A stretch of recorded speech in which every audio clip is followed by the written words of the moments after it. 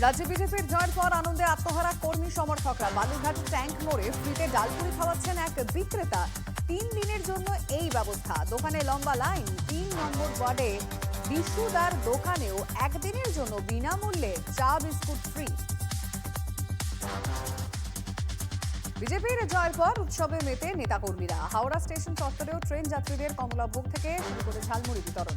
Local express train থেকে নামা যাত্রীদের হাতে তুলে দেওয়া হয় এসব। দেদার খাওয়া দাওয়ার ব্যবস্থা।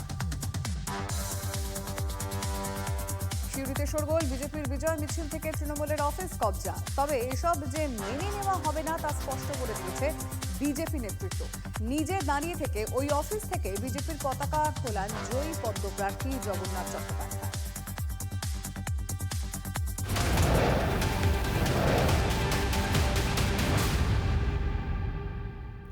ফের সরকারি নথি সংক্রান্ত বিশেষ নির্দেশিকা জারি মুখ্য সচিবের। কি নির্দেশিকা রয়েছে সব ডিটেলে জানবো দীক্ষা ভূঁইয়ার থেকে। দীক্ষা,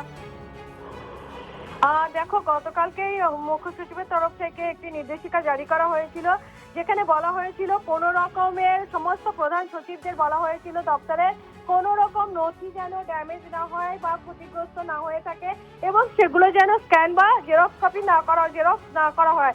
আজকে আবার একটা সেখানে নির্দেশিকা জারি করা হয়েছে আবার মুখ্য সচিবের তরফ থেকে। আজকে পার্টিকুলার যেটা বলা হয়েছে সেই জায়গায় বলা হয়েছে যে সকল দপ্তরের ফাইল যাচাই এবং হিসেবে একটা নথি তৈরি করতে বলা হয়েছে, একটা সূচি করতে বলা হয়েছে এবং ফাইল যথাযথভাবে সংরক্ষণ এবং সূচিবদ্ধ অর্থাৎ তালিকাভুক্ত করে রাখতে হবে এবং ওয়েস্ট বেঙ্গল সেক্রেটারিয়েট ম্যানুয়াল অনুযায়ী নথি রক্ষণাবেক্ষণ করতে হবে।